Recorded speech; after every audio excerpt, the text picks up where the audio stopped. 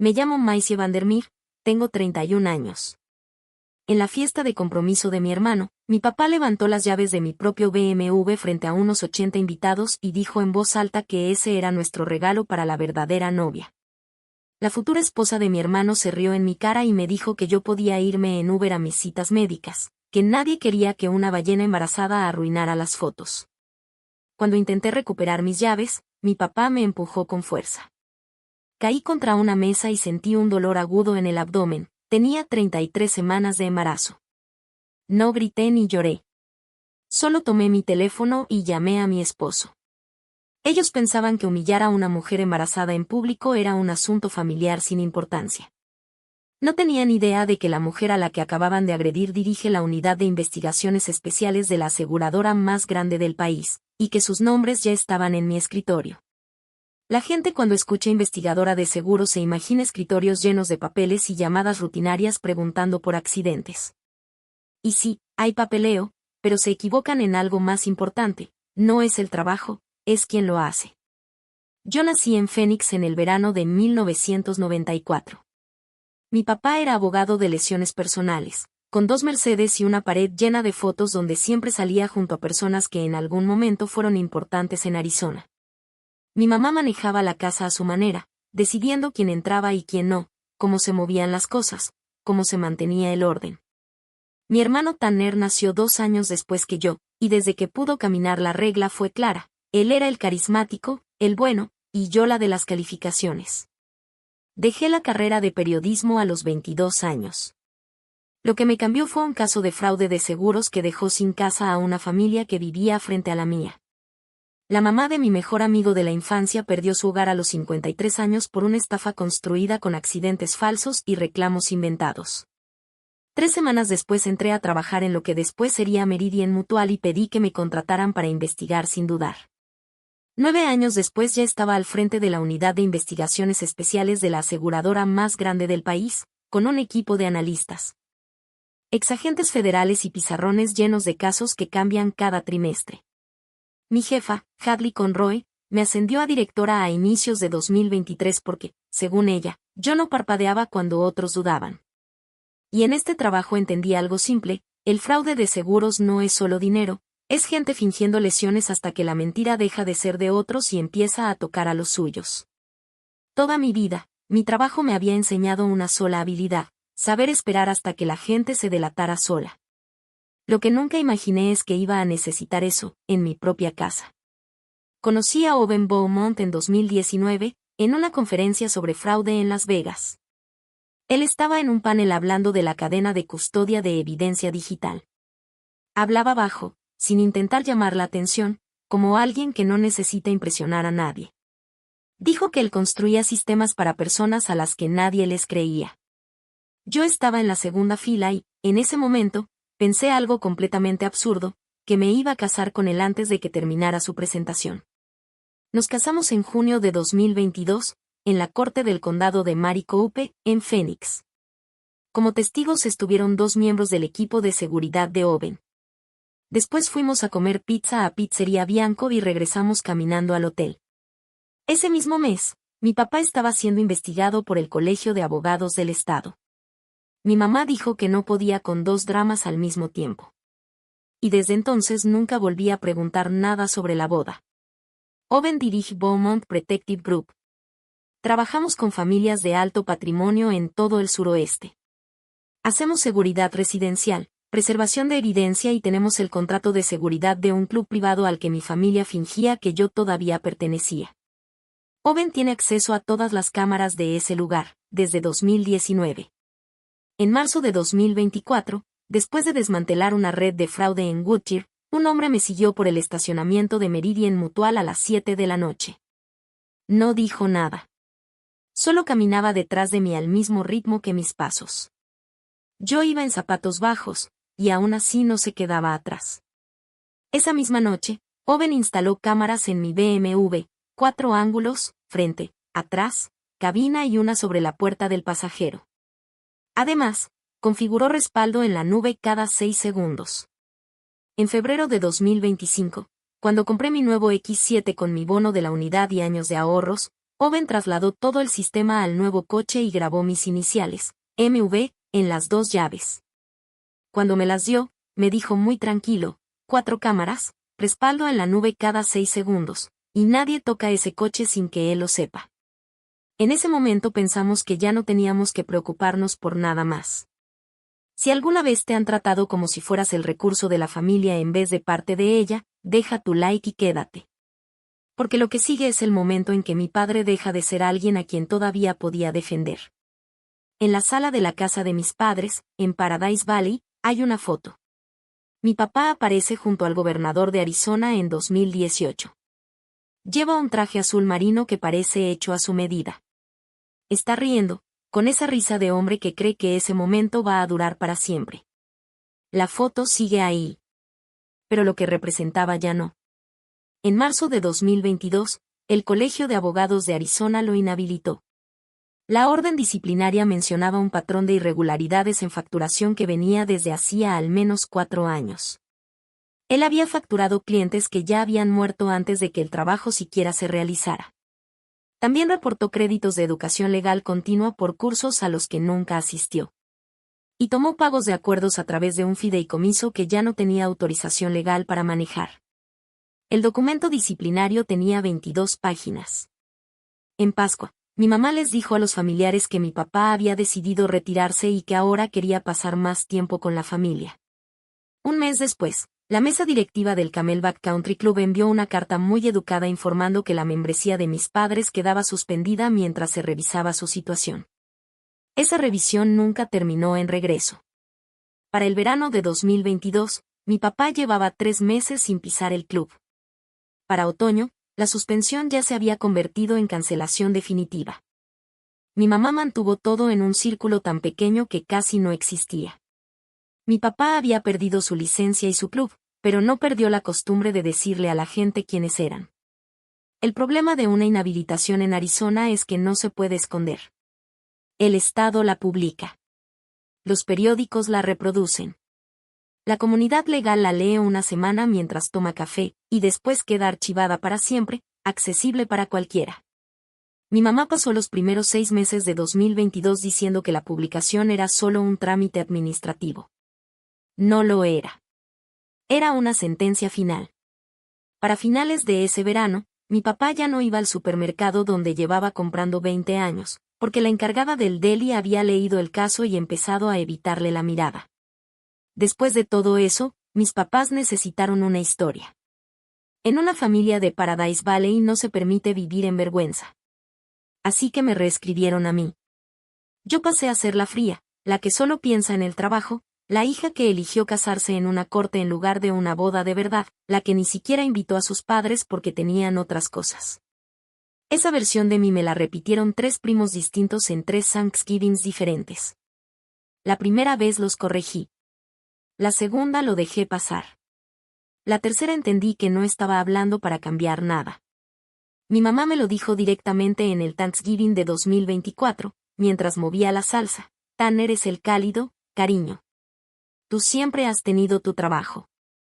Lo dijo como quien cierra un tema sin discusión.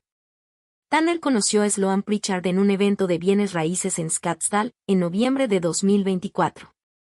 Sloan tenía 25 años. Era agente inmobiliaria, con fotos de perfil tan retocadas que casi no parecían reales.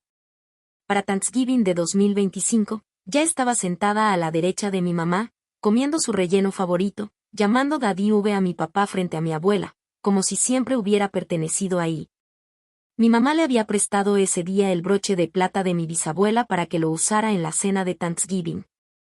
A mí me habían dicho durante 15 años que ese broche estaba guardado para mí. Sloan tenía una forma de moverse por la casa de mis papás que debí notar antes. No preguntaba dónde estaba el baño. No preguntaba cuáles toallas eran para invitados. En la cocina de mi mamá, en pleno Thanksgiving, fue directo a la alacena, abrió el tercer gabinete de la izquierda en el estante de arriba y sacó la salsera de gravy como si ya supiera exactamente dónde estaba todo. Una persona invitada se pierde un poco dentro de una casa. Pero alguien que ya la ha estudiado, no. En ese momento lo noté, pero me dije que era paranoia por el trabajo. No lo era. En el postre, Sloan se levantó, le dio un beso en la mejilla a mi papá y le dijo: «Señor Vandermeer, siempre quise tener un papá como usted». Mi papá ni siquiera me volteó a ver. Mi mamá sí, y tenía una mirada de orgullo. Para cuando Tanner le pidió matrimonio a Sloan en marzo de 2026, mis papás ya llevaban 3 años borrándome de su historia. Ellos necesitaban una novia real. Creían que por fin la habían encontrado. Lo que no entendían es que Sloan no era el premio que ellos eligieron. Sloan era el premio que los había elegido a ellos. En la segunda semana de noviembre de 2025, mi analista junior, Carrian, se detuvo en la puerta de mi oficina con 4 expedientes en la mano. Tenía esa expresión que yo le había enseñado a reconocer en el equipo, la cara de cuando un patrón deja de parecer coincidencia. Puso los archivos sobre mi escritorio. 4 reclamaciones. 4 lesiones de tejidos blandos. 4 dolores de cuello. 4 esguinces lumbares. 4 accidentes automovilísticos reportados en el área de Phoenix entre septiembre y principios de noviembre. 4 asegurados distintos. 4 direcciones diferentes. Un solo quiropráctico. Una sola clínica de imagenología. Y un patrón de facturación que coincidía línea por línea en todos los casos, como si fueran copiados de un mismo molde. Los cargos eran de los típicos fraudes viejos, de los que se veían desde los 90, códigos CPT idénticos en el mismo orden. Rayos X cervicales, lumbares, ajustes de columna, férulas de soporte, consultas de seguimiento con intervalos tan exactos que parecían calculados con regla. Las narrativas médicas sonaban escritas por la misma persona usando el mismo formato. Y las firmas, todas tenían el mismo nombre, con la misma caligrafía. Carrian me dijo: «Directora, o es el mejor quiropráctico del estado, o estas personas se conocen». Le dije que marcara al proveedor como alerta. Le pedí que sacara 18 meses de historial de facturación de esa misma clínica. No le expliqué por qué de repente se me secó la boca. El nombre del quiropráctico era el Dr. Theodore Rieway. La clínica, Camel View Medical, en East Indian School Road. Para el viernes en la tarde, Carrian ya tenía 14 reclamaciones en el pizarrón, 14 accidentes, 14 patrones de lesiones idénticos, 14 estructuras de facturación iguales. Un solo proveedor y 2 direcciones de cobro dentro del mismo radio de 1 milla. He estado en la unidad de investigaciones especiales lo suficiente para reconocer un esquema de fraude antes de que tenga rostro. Siempre empieza igual, comparten doctores. Luego comparten direcciones. Después empiezan a compartir testigos. En noviembre yo no empecé rastreando a los involucrados directamente. En sí la regla es clara: primero el proveedor. Se audita al médico, la clínica, el centro de imagen, la entidad de facturación. Se construye un caso sólido. Solo después se revisan conductores y testigos en bases de datos estatales. Nunca al revés, porque eso le da ventajas a la defensa. Carrian lo sabía bien. Llevaba 2 años en mi equipo. Empezó exactamente donde le pedí. Sacó los registros de facturación de Camel View Medical desde enero de 2024. Revisó los créditos de educación continua del Dr. Rieway, su aseguradora de mala praxis, sus identificadores como proveedor de Medicare. Después armó una línea de tiempo con sus consultas comparada contra su calendario público, conferencias, cursos, publicaciones. Fotos de Facebook donde su esposa lo mostraba en Cabo durante el fin de semana del Día de los Caídos. Y ahí apareció la primera grieta. Había citas médicas en sábados donde el doctor estaba fuera del estado. Comprobado. Antes de tener pacientes, ya teníamos registros falsos del médico. Para abril de 2026, la auditoría del proveedor estaba al 80%. Teníamos facturas médicas. Teníamos órdenes de estudios que no coincidían con las lesiones reportadas. Teníamos fechas de tratamiento que caían en fines de semana o periodos en los que Rieway estaba fuera de Arizona. Era verificable. Pero todavía no teníamos a los conductores. Ni a los testigos. Ni el rostro detrás de todo. Yo había pasado todo 2024 esperando amenazas desde afuera, gente cruzando estacionamientos detrás de mí, llamadas al trabajo de mi esposo, señales indirectas para marcar territorio. Eso es lo típico en fraude organizado. Lo que no estaba lista para ver, era el nombre del quiropráctico en la cena de Thanksgiving. El viernes 8 de mayo de 2026, un día antes de la fiesta de compromiso de mi hermano, cerré el expediente en mi escritorio. Dejé una nota adhesiva para Hadley, como siempre al final de una semana de caso, auditoría del proveedor lista para fin de mes. Lista de testigos en junio. M. Metí la llave del cajón en mi bolsa y me fui a casa, a Paradise Valley. Teníamos al quiropráctico. Teníamos la clínica. Teníamos las facturas. Pero todavía no teníamos a los conductores, ni a los testigos, ni el rostro.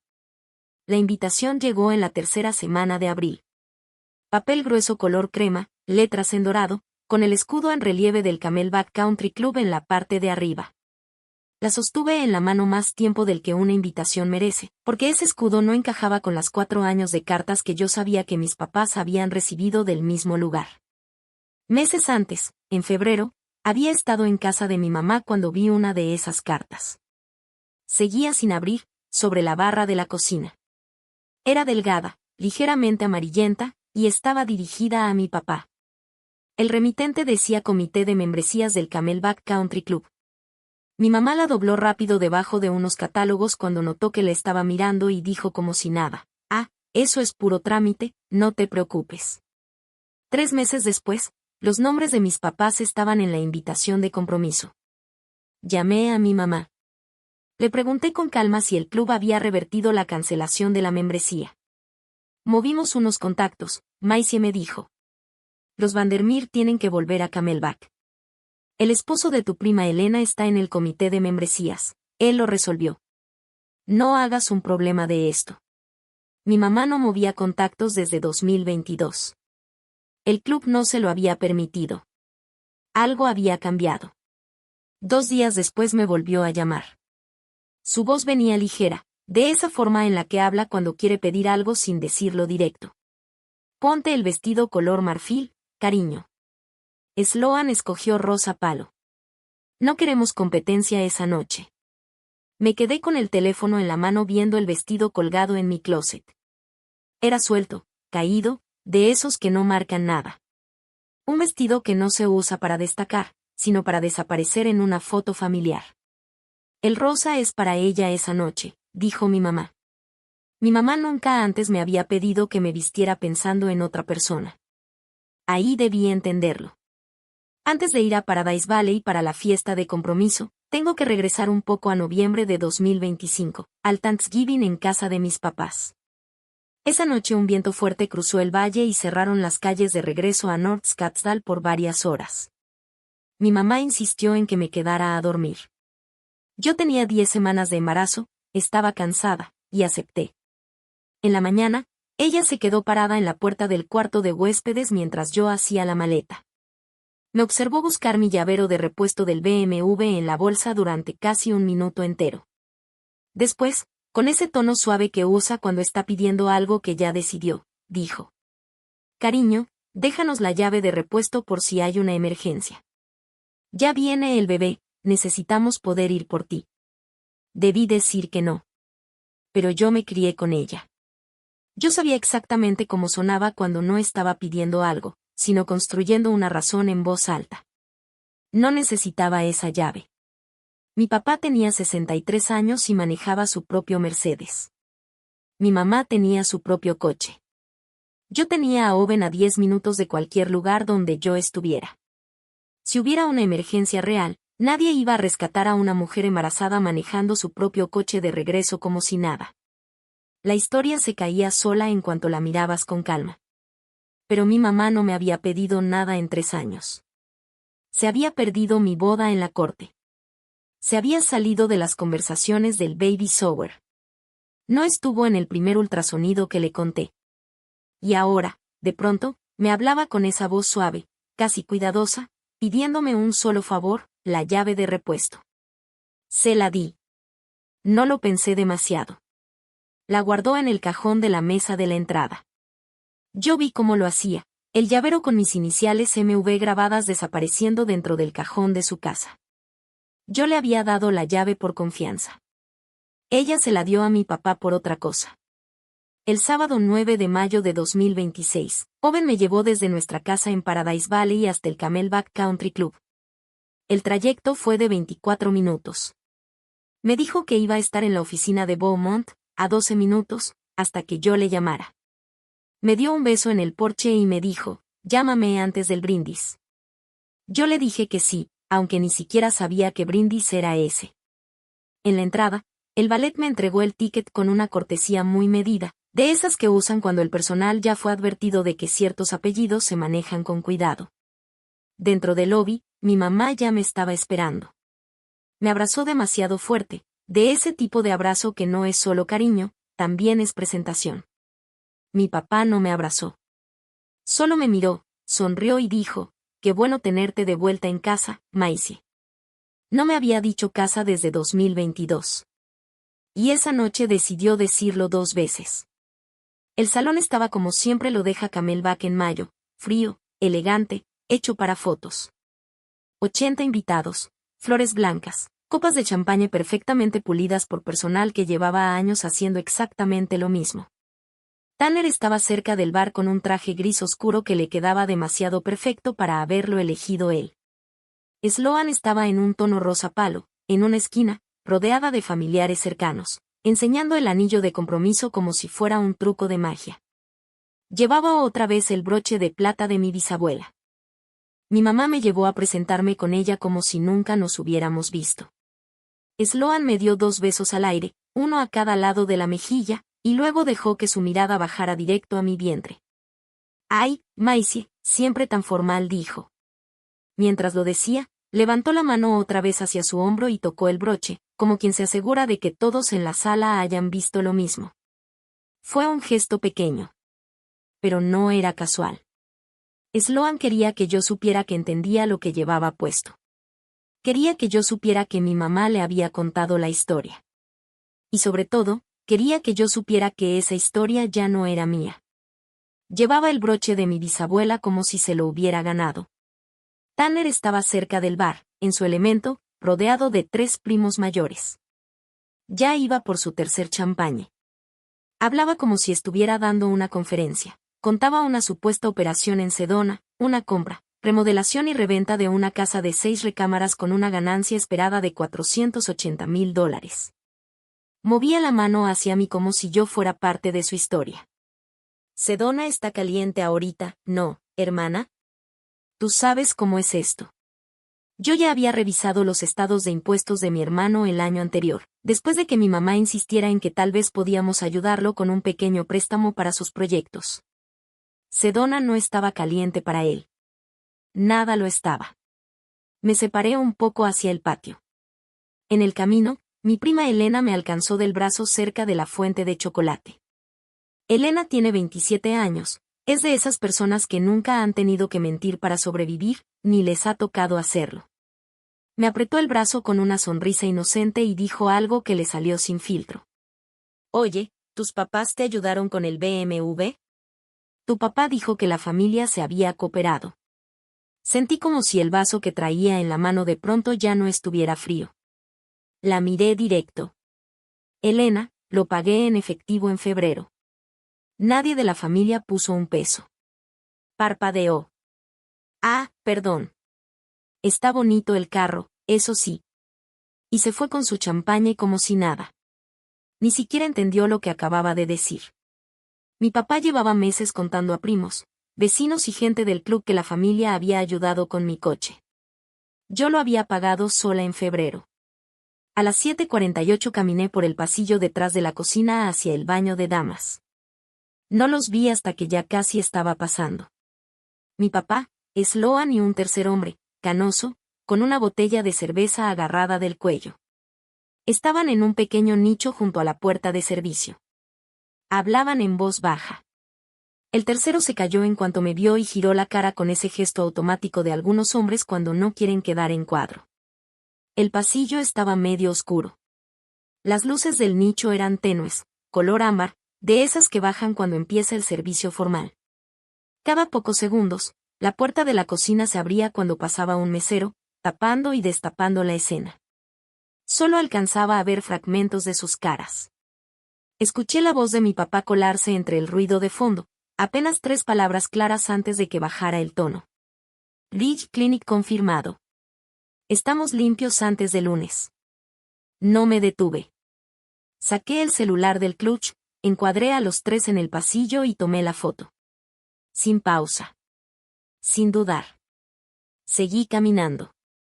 Le puse la foto para el álbum familiar, porque eso es lo que hace una mujer cuando va al baño en una fiesta. Sigue caminando como si nada. Sostenía el celular con naturalidad, sin mirar la pantalla, sin revisar si había enfocado bien. Solo seguí de largo. Pero en ese momento no sabía lo que acababa de capturar. A las 9, el DJ bajó la música. Mi papá golpeó la copa de champaña con un cuchillo de mantequilla. 80 cabezas se giraron hacia él. Mi mamá estaba a su lado derecho. Sloan junto a Tanner, cerca del frente del salón. Yo estaba al fondo del ballroom, con una mano sobre mi vientre. El bebé dio una patadita. Estaba todo bien. Si me permiten su atención, dijo mi papá, los Vandermeer tienen algo que entregar esta noche. Ya lo había ensayado. Se le notaba en las pausas.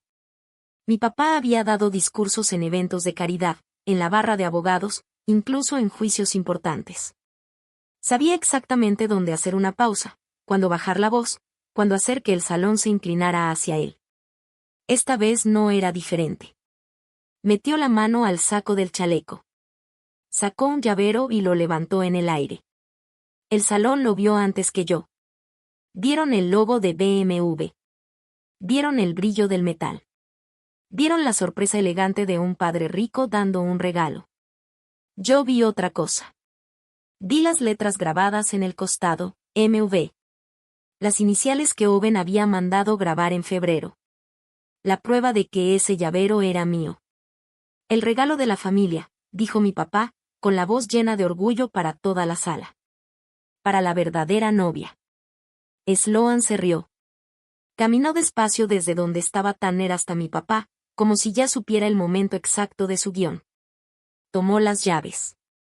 Y luego se giró hacia mí. Inclinó la cabeza. Me guiñó el ojo. Y frente a 80 personas, con una voz lo bastante clara para llegar hasta el fondo del salón, dijo. Puedes irte en Uber a tus citas. Nadie quiere que una ballena embarazada arruine las fotos. El salón se rió. Algunas risas fueron incómodas, de gente que todavía no entendía qué estaba pasando. Otras fueron sinceras. La risa de mi mamá fue sincera. Tanner le dio una palmada en el hombro a Sloan, como celebrando un chiste. Una prima, al fondo, se rió demasiado fuerte, y luego miró a la mujer a su lado con esa cara de quien acaba de darse cuenta de que no debería estar riéndose. Yo ya conocía ese tipo de risas. Las había escuchado durante 9 años de trabajo. Fue bajo. Sin prisa. Era esa voz que uso cuando quiero que alguien entienda que no voy a repetirlo una segunda vez. Di 2 pasos hacia adelante. Papá, esas son mis llaves. Devuélvelas. Él movió la mano como si estuviera quitando humo del aire. No exageres, Maisie. Siéntate. Extendí la mano para tomarlas. Y me empujó. No fue un empujón leve. Puso la palma completa sobre mi hombro y le metió peso. La mesa detrás de mí me golpeó la espalda baja contra el borde duro y pulido. Un vaso de agua se inclinó, un plato de pan se deslizó. Un dolor seco, inmediato, me cruzó el abdomen y se fue directo a la espalda baja. Él se giró hacia el salón y levantó la mano como si estuviera cerrando un tema en una audiencia. Se tropezó, dijo. Por favor, todos. Se tropezó. Un hombre acababa de empujar a una mujer de 8 meses de embarazo frente a 80 testigos, y lo estaba convirtiendo en se tropezó. Me senté en la silla más cercana. Puse la mano en la parte baja de mi abdomen. El bebé se movió. Empecé a contar respiraciones. No lloré. El dolor era real. No era una molestia leve. Era una punzada fuerte, localizada, que salía del abdomen y se iba alrededor hacia la espalda, justo donde me había golpeado la mesa. Yo sabía lo suficiente de señales de parto prematuro como para entenderlo. Un dolor agudo a las 33 semanas después de un impacto no era algo que se ignorara. Era algo que se monitoreaba. Y sabía lo suficiente de mi propio cuerpo como para saber que todavía no eran contracciones, pero que tenía una ventana corta, quizá 30 minutos, para llegar a un monitoreo fetal antes de descartar cualquier riesgo. Seguí respirando. Porque una parte de mi mente, la misma que llevaba 9 años entrenada para crisis, sabía que si no me mantenía estable en ese momento, iba a tomar decisiones que no podía deshacer. Una tía lejana ya venía hacia mí. Pero mi mamá llegó primero. Me puso la mano en el hombro. Fuerte. Demasiado cerca de mi oído. Cariño, no hagas esto más grande de lo que es, me dijo. En ese segundo dejé de llamarla mamá incluso en mi cabeza. Tomé el celular del clutch con la mano que no tenía en el vientre. Marqué a Owen. Contestó al primer tono. Dije 3 palabras. Camelback. Empujón. Sangrado. Hubo una pausa mínima. Voy, dijo. Y colgó. Me levanté. Caminé hacia la salida del salón. Nadie me detuvo. Cuando llegué al estacionamiento, su Suburban ya estaba entrando por la entrada principal. Owen cruzó las puertas del Camelback Country Club a las 9:16, con 2 de sus hombres detrás, vestidos con uniforme negro de Beaumont. Él no miró a mi papá. No miró a mi mamá. Se agachó hacia mí, me puso la mano en el hombro y dijo en voz muy baja. ¿Puedes caminar? Asentí. Me levanté. Me tomó del codo. Ya íbamos a mitad del camino hacia la salida cuando Tanner me gritó detrás, con esa risa falsa, medio nerviosa, que usan los hombres borrachos cuando ya entendieron que el ambiente dejó de estar de su lado. Ándale, relájate, hermana, es solo un carro. Mi esposo no volteó a verlo. Ni siquiera lo necesitaba. A las 9:52 ya estábamos en el Hospital Honore al Scottsdale Sea Medical Center. Me pusieron una pulsera blanca que decía, Vandermeer Beaumont Macy. Me colocaron el monitor fetal en el abdomen. El papel empezó a imprimirse sin parar durante 1 minuto completo. El corazón del bebé marcaba 152 latidos por minuto. Estable. Sin contracciones. En la parte baja de mi espalda ya se estaba formando un moretón. El doctor de urgencia se llamaba Alberson. Era un hombre de unos 50 y tantos, tranquilo, muy metódico. Revisó mi expediente. Observó el moretón. Me examinó la zona lumbar. Después revisó la dilatación. Con esa voz neutral que usan los médicos cuando no quieren inclinar la balanza, me preguntó qué había pasado. Yo le contesté.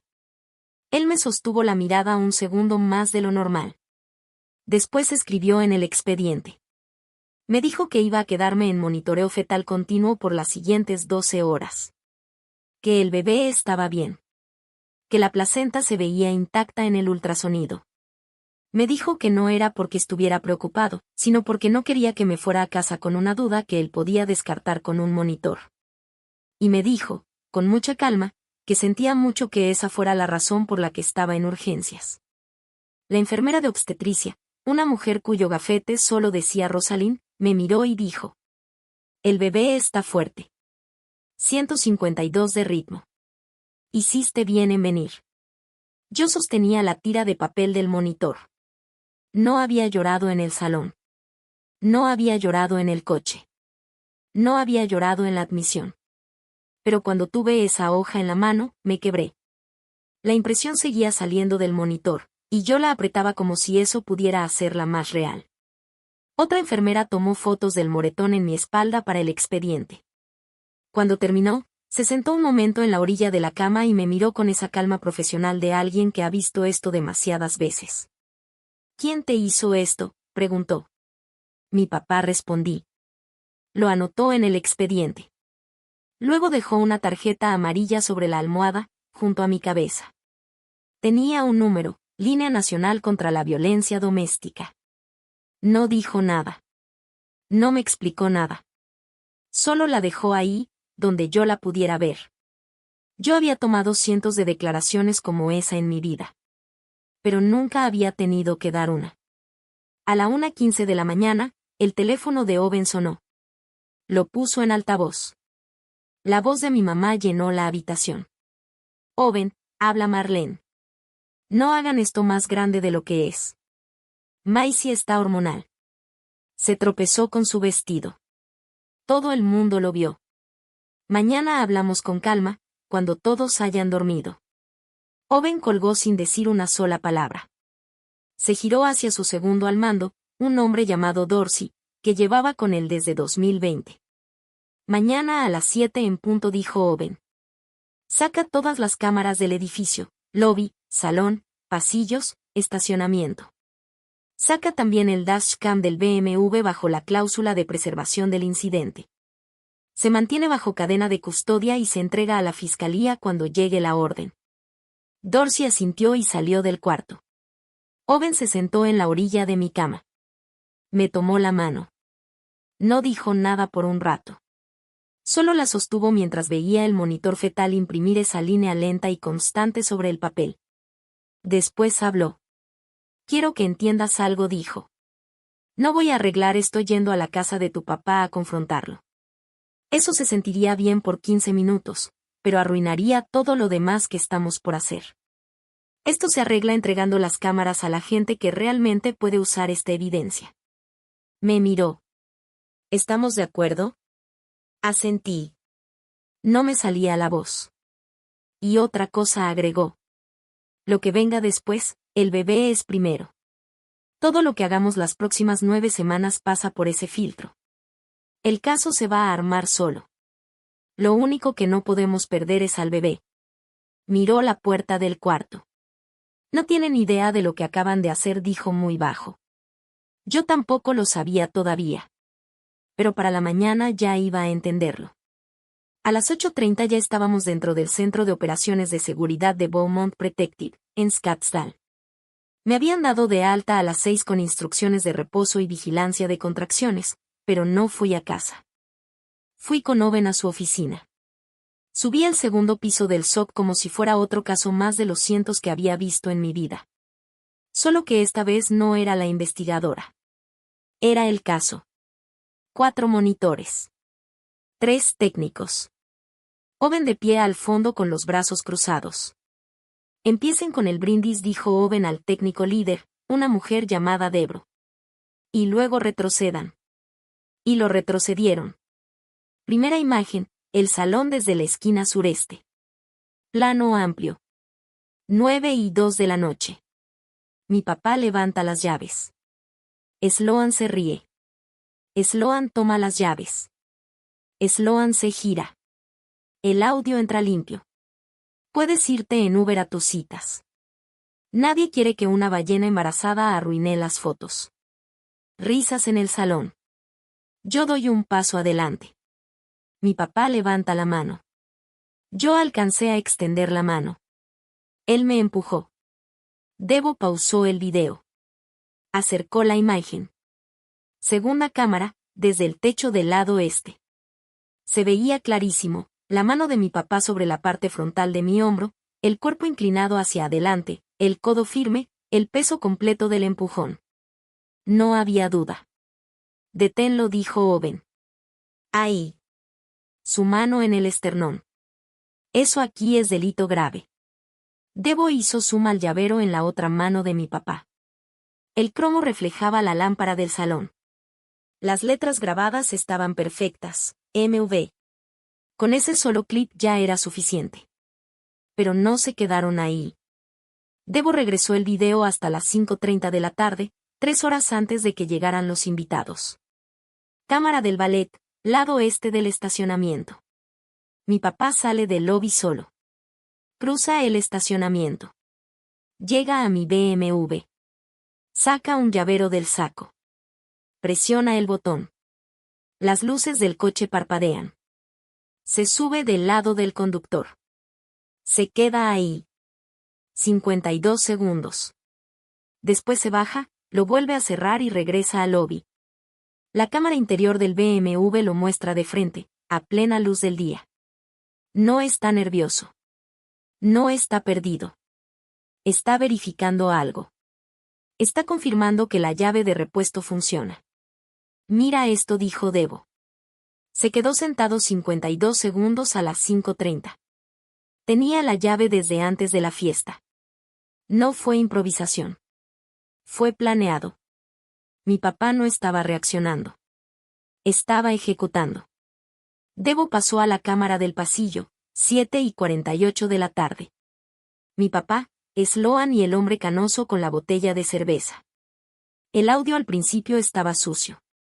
Ruido de cocina, platos, pasos. Debo corrió un filtro. Quitó el ruido de fondo. Subió las voces. Y entonces se escuchó claro. Mi papá en el pasillo. Rieway dijo que la clínica confirmó el caso. Estamos limpios antes de lunes.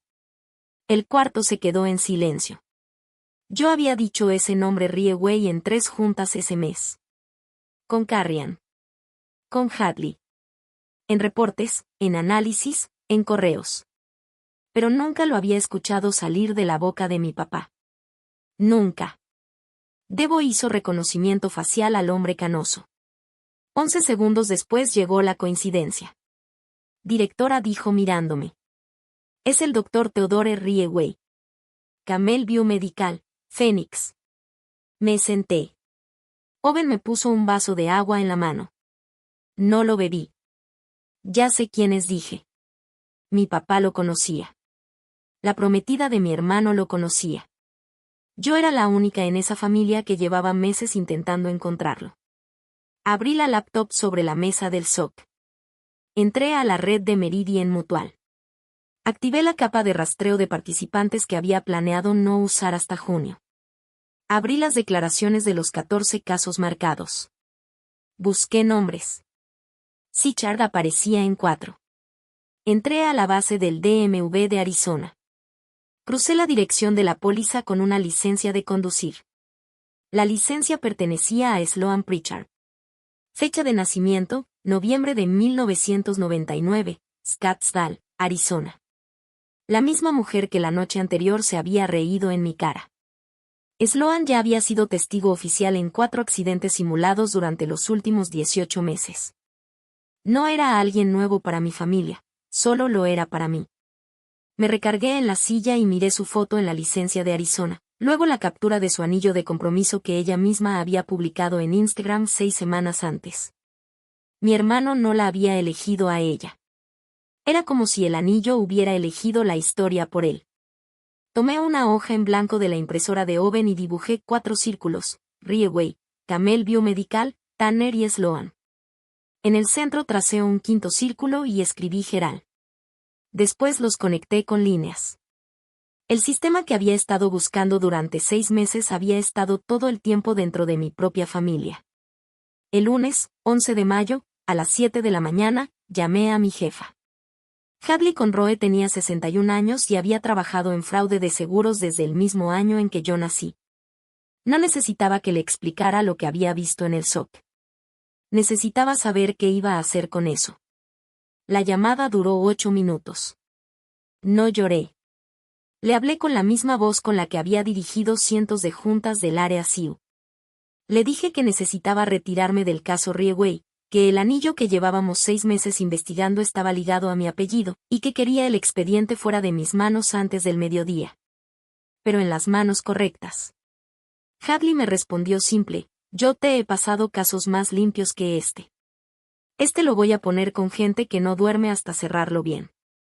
Fui a la oficina, abrí el cajón de mi escritorio, saqué la carpeta manila con el número del caso y la bajé directamente a la oficina de Hadley. Puse la llave de mi oficina encima del expediente. Se lo entregué y salí. No tuve que volver por él. Al mediodía, Owen llamó a un hombre llamado Beckett Crawford, agente especial de la Fiscalía General de Arizona en la unidad de fraude de seguros. Ya habían trabajado juntos en un caso de falsas reclamaciones de techos en Tucson en 2021. Crawford contestó al segundo tono. Nos recibió en su oficina a la 1:30 de la tarde. Era un hombre de unos 40 y tantos, de esos que escuchan con toda la cara, sin perder detalle. Le entregué el expediente. Lo leyó 10 minutos sin decir una palabra. Cuando levantó la vista, dijo, nosotros hemos tenido este grupo bajo observación por 18 meses. Lamento que esto toque a tu familia. Sacó una carpeta gruesa de su archivero y la puso junto a la mía. 2 expedientes del mismo caso, vistos desde lados opuestos. Ellos buscaban la pieza que faltaba. Y sin saberlo, yo había sido esa pieza, pero no como ellos pensaban. Crawford abrió una sección al final de su carpeta. El agente señaló un solo formulario de reclamación. Sloan Pritchard dijo. Reclamo presentado desde un hotel en Austin, Texas, en agosto de 2025. Declaración jurada enviada a través de líneas interestatales. Ese es nuestro ancla federal. Título 18 del Código de Estados Unidos, sección 1343. Hizo una pausa y continuó. Vamos en paralelo. Estado de Arizona por la agresión y el fraude. Federal por el uso de comunicaciones interestatales. Tu familia cruzó una línea estatal en papel, pero en la vida real ya habían cruzado todas. Entre el martes, 12 de mayo y el viernes 22, prácticamente no hice nada. Fui a una sola cita prenatal. Caminé una sola vez por el canal cerca de mi casa. No contesté 6 mensajes de voz de mi papá. Y esos mensajes seguían el patrón que Crawford ya me había explicado. Los 2 primeros eran suaves, cariño, te queremos, solo queremos hablar. Los siguientes 2 eran razonables, somos familia, la chica está estresada, lo del coche fue un malentendido. Y los últimos 2 ya eran otra cosa. El cuarto mensaje lo recuerdo perfecto. La voz de mi papá, esa voz controlada de contrainterrogatorio, dijo. Maisie, si esto sale de la familia, te vas a arrepentir. Le mandé los 6 audios a Crawford en menos de una hora. No borré ninguno. No los volví a escuchar. Mi papá había usado esa voz con jurados durante años. Nunca conmigo. Hasta esa semana. Y eligió la semana equivocada. El viernes 22 por la noche, Crawford me llamó. Brunch mañana dijo. Phoenix Society Bulletin, columna de compromisos, Camelback Country Club, 11 de la mañana. Tu mamá está en la lista de invitados. También toda la mesa directiva del club. Hizo una pausa. Decidimos ejecutar las órdenes ahí. Me quedé sentada en la mesa de la cocina mucho rato después de colgar. No llamé a mi mamá. No le avisé a nadie. Solo le mandé un mensaje a ella a las 11:52 de la noche. No toques el BMW. Mi mamá lo leyó a las 11:52. No respondió. No hacía falta.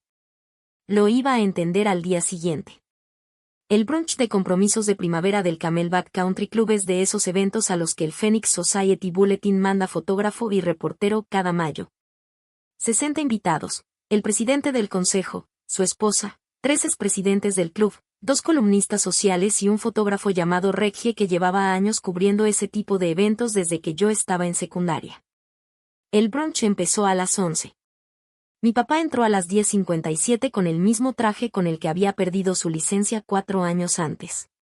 El presidente del consejo, Whitfield Witt Calewa, lo recibió a la entrada con un apretón de manos demasiado educado para ser cálido. Qué bueno tenerte de vuelta, Witt, dijo mi papá. Gerald, respondió Witt, soltando su mano. Mi papá había pasado 4 años comprando su regreso a esa sala. Aún quedaban 18 minutos en el reloj. A las 11:08 entré por las puertas principales del Camelback Country Club con Owen a mi derecha, los 2 investigadores de civil de Crawford a mi izquierda, y una mano sobre mi vientre. Estaba embarazada de 35 semanas. Llevaba un vestido azul marino largo, que llegaba hasta los tobillos. No era color marfil, no era rosa. Era azul oscuro. Un color que nadie en mi familia había usado desde el funeral de mi abuelo. Mi papá me vio desde el otro lado del salón. Y se le fue el color de la cara. De ese tipo de palidez que tiene un hombre que pasó 30 años ensayando su discurso, y de pronto se da cuenta de que el jurado nunca estuvo en la sala. Lo escuché decirle en voz baja a mi mamá. Ella no debía venir. Mi papá había dicho a todos que yo estaba indispuesta. Pero el salón estaba a punto de ver exactamente quién me había indispuesto. El fotógrafo Reggie caminó hacia la mesa principal, donde estaban Sloan y Tanner.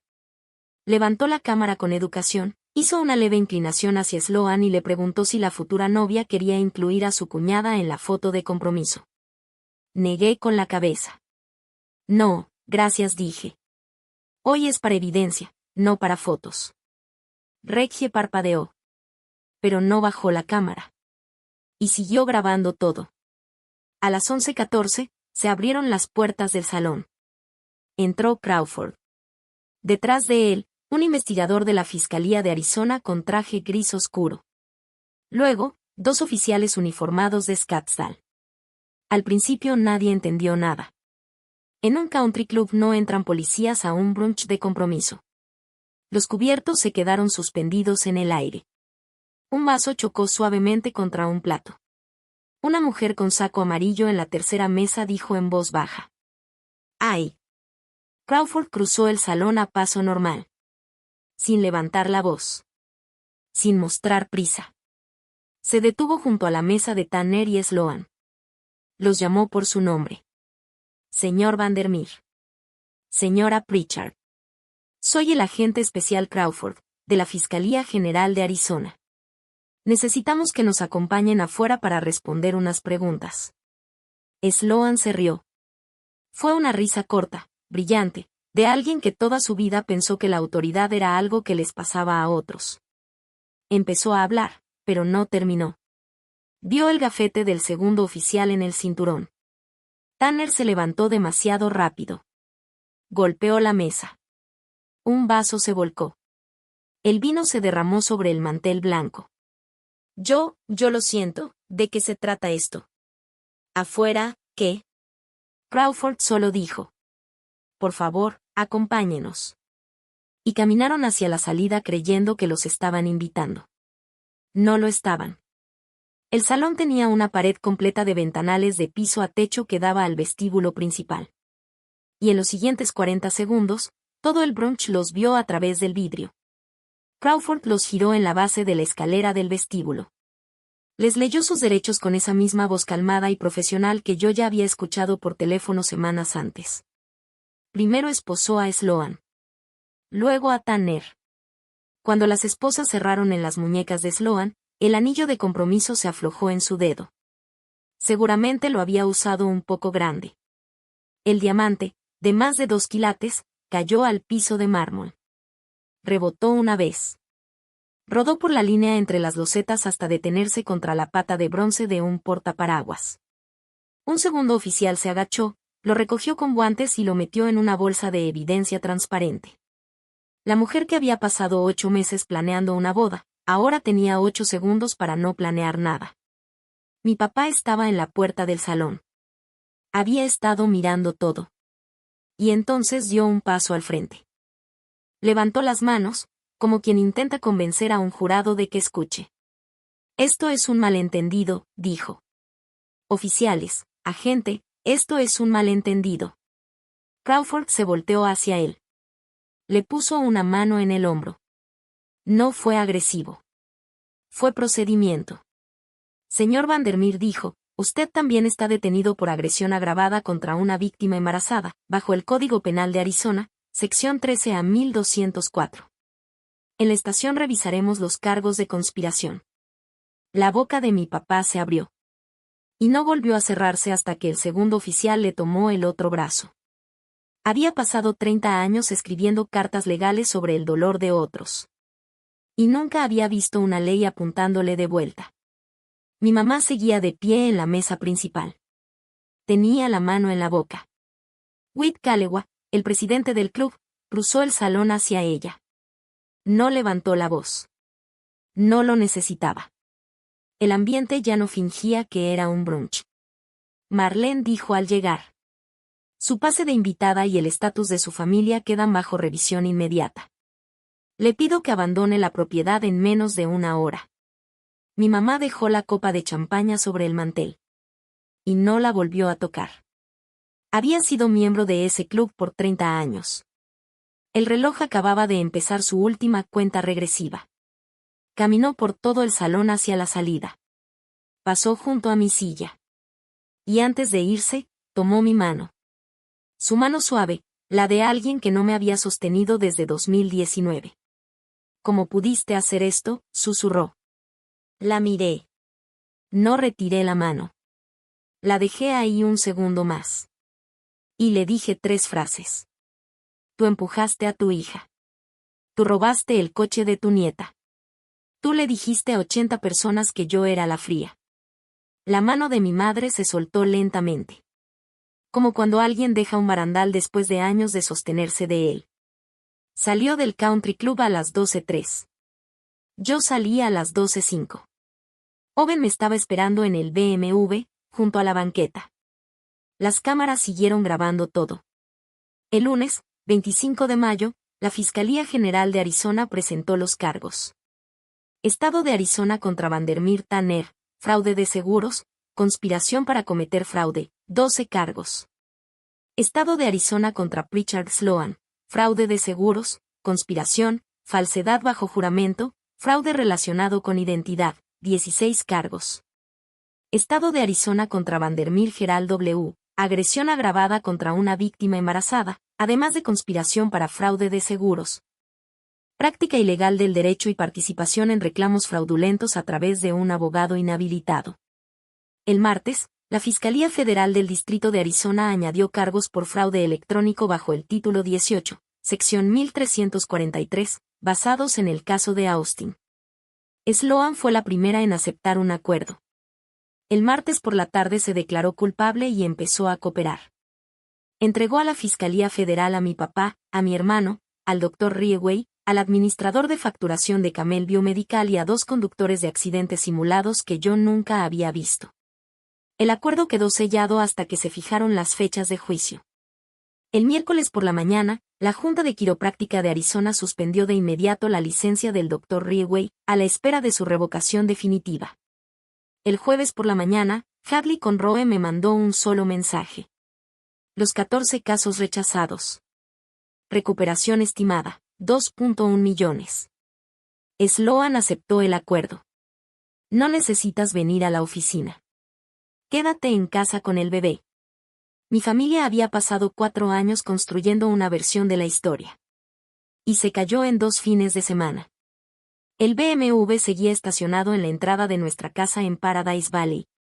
La cámara del tablero seguía grabando cada 6 segundos, como siempre. La nube seguía guardando todo. Yo ya casi no manejaba. Estaba de 36 semanas. Owen me llevaba a las consultas. Me llevaba al supermercado. A donde hiciera falta. Un día, regresando del consultorio de obstetricia, iba sentada de copiloto con la mano sobre mi vientre, mirando el llavero principal en el portavasos. El grabado MV brillaba con la luz del desierto. Ese llavero salvó más que un coche, dijo Owen. Mi papá lo había usado frente a 80 personas como si fuera un trofeo. Pero ya no iba a sostener nada por mucho tiempo. A finales de mayo, mi mamá cerró la casa de Paradise Valley. Se mudó a Tucson con su hermana mayor, a una casa pequeña de adobe en una calle tranquila donde yo solo había estado una vez de niña. Me escribió una carta a mano, 2 páginas. Se disculpó por la salsa del pavó, por los Thanksgivings, por el broche de plata, por los años en los que me hizo la fría frente a todos. Escribió. Al final debí defenderte. Voy a pasar lo que me queda de vida entendiendo por qué no lo hice. La leí hasta la mitad. La doblé. La guardé en una caja de papel en mi closet. Le puse una etiqueta con lápiz, pendiente. No la volví a abrir ese mes. Por primera vez, mi mamá había escrito la verdad. En algún momento dejé de sentir la necesidad de leer esa carta. Fue un martes tranquilo, a finales de mayo. Owen terminó de armar la cuna en el cuarto del bebé. Se levantó, se limpió las manos con una toalla y me miró desde el centro del cuarto, mientras yo estaba en la puerta, con una mano en el vientre y la otra apoyada en el marco. ¿Ya pensaste qué le vas a decir algún día sobre ellos?, me preguntó. La habitación estaba pintada del color del cielo del desierto justo antes del amanecer. La cuna era de madera clara. En la cómoda solo había una foto enmarcada, Owen y yo la noche de nuestra boda en el juzgado, en aquella pizzería sencilla. No había más fotos. No hacía falta. Pensé en la voz de mi papá en el pasillo aquella noche a las 7:48. Rieway dijo que la clínica confirmó el caso. Pensé en la mano de mi mamá sobre mi hombro, diciendo que no lo hiciera más grande de lo que era. Pensé en la risa de Sloan. En el golpe de mi hermano sobre su hombro. Pensé en el papel del monitor fetal, imprimiendo una línea constante durante 1 minuto completo. Miré a Owen. Bajé la mano a mi vientre. No tengo padre, dije. Tengo un número de caso. Y ella va a tener una mamá que nunca confunda las dos cosas. Owen no respondió. No era necesario. Afuera, el desierto empezaba a cambiar de color, como un moretón que por fin empieza a desvanecerse. La cuna ya estaba lista. No tengo padre. Tengo un número de caso. Y cuando Ren tenga edad suficiente para preguntar, ese número de caso será lo único que quede de él.